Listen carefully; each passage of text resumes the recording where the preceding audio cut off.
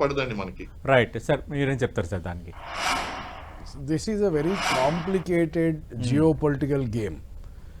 And ఏ దేశం మీకు ప్రత్యక్షంగా మీకు సాన్నిహిత్యంగా ఉన్నారు, కానీ వాళ్ళు మీ పొరుగు రాష్ట్రంతో సాన్నిహిత్యంగా ఉన్నారా లేదా, ప్రత్యక్షంగా కాకపోతే పరోక్షంగా ఉంటారు. అండ్ మనం హిస్టరీలో చూస్తే ఎప్పుడెప్పుడైతే దేశాలు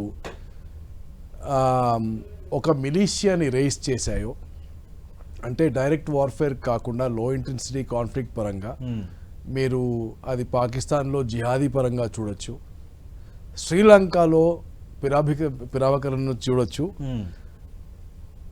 మన దేశంలోనే సిక్కుల ప్రాబ్లం ఏదైతే జరిగిందో బిందన్వాలే రూపంలో చూడొచ్చు, ఖలిస్తాన్ మూమెంట్. ఎస్. సో ఇవన్నీ కూడా ఒక రాజ్యం తన పాలిటిక్స్కి నడిపించుకోవడానికి ఇలాంటి టూల్స్ని క్రియేట్ చేసి సొసైటీలోకి వదలడం మొదలు పెడుతుంది. సో ఇప్పుడు అమెరికా కానీ ఎప్పుడెప్పుడైతే దేశాలు ఇలాంటి స్ట్రాటజీని అవలంబించాయో, ఇంట్లో పామును పెంచుకున్నట్టు ఆ పాము పెరిగి తిరిగి ఓనర్నే కాటేసినట్టు ఈ జిహాద్ అనే మూవ్మెంట్ అమెరికా స్టార్ట్ చేసింది, పాకిస్తాన్ ద్వారా ఫండ్ చేసింది, ఆఫ్ఘనిస్తాన్లో యూజ్ చేసుకుంది. కానీ ఆ పాము పడగ విప్పి అమెరికా పైన పాశ్చాత్య దేశాల పైన మొదలు కొట్టింది. Right, same thing happened in Sri Lanka, right, where it turn back and we lost a prime minister because of that, Rajiv Gandhi.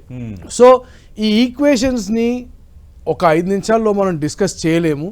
But what I'm ultimately saying is, వాళ్లే ప్రోద్బలం ఇచ్చారు కాబట్టి, వాళ్లే పెంచి పోషించారు కాబట్టి వాళ్ళు దాన్ని మొత్తం నరకలేరు. అవును, రైట్. సెకండ్లీ, ట్రంప్ ఇప్పుడు మనకి సపోర్ట్ ఇస్తున్నా కానీ ఆ F-16కి కావాల్సిన స్పేర్ పార్ట్స్ మళ్ళీ అమెరికాని పంపిస్తుంది. అవును, రైట్. మన ద్వారా పంపించకపోతే తుర్కీకి పంపించి సర్వీసింగ్ మెయింటెనెన్స్ తుర్కీలో చేసుకొని వస్తారు, కానీ ఆఖరికి సప్లై చేసింది ఎవరు? అమెరికానే. రైట్. ఆయిల్ పెట్రోల్ ఎవరు పంపిస్తారు? ఓ ఇరాన్ పంపిస్తుంది కావచ్చు, వాళ్ళకి అవసరం ఉంది, లేకపోతే రష్యా పంపిస్తుంది కావచ్చు, వాళ్ళకి అవసరం ఉంది. సో రష్యా మనకెంత ఫ్రెండ్ అయినా కానీ వాళ్ళు పెట్రోల్, ఎందుకంటే రష్యాకు ఒక ఆయిల్ గ్యాస్ పైప్ లైన్ ఉంది పాకిస్తాన్ నుంచి వాళ్ళ. రైట్. సో ప్రతి కంట్రీకి వేరే కంట్రీతో ఒక ఇంటర్డిపెండెన్సీ ఉంటుంది కాబట్టి ఎవరు శత్రువు ఎవరు మిత్రువు అనేది మనం దాన్ని డిస్కస్ చేయకుండా దాన్ని అంతమొందించడానికి ultimately we should have the capability without leaning on everybody, on anybody. అప్పుడే మనం సెల్ఫ్ సస్టైన్డ్ గా ఇలాంటి సినారియోలో ఎకో సిస్టమ్ లో ముందుకు వెళ్ళగలుగుతాం. And that is important also. And ఇంకోటి అడిగారు మీరు, పాకిస్తాన్ దుశ్చర్య చేస్తుందా, 2.0 జరుగుతుందా, అవకాశం ఉందా అని. I would rather say that Pakistan should do it.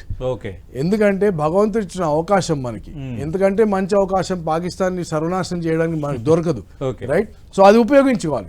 And even if Pakistan does not attack us even in a limited manner, we should still put the pressure, we should not release the pressure. నార్మల్గా మనం ఏం చేస్తాము, ఒకసారి attack చేసి pressure అంతా lift చేసేస్తాము, దాని తర్వాత వాళ్ళ ఎకో సిస్టమ్ మళ్ళీ క్రియేట్ అవుతుంది. ఈసారి మాత్రం ఆ ప్రెషర్ని మనం రిలీజ్ చేయకూడదు. That is again important.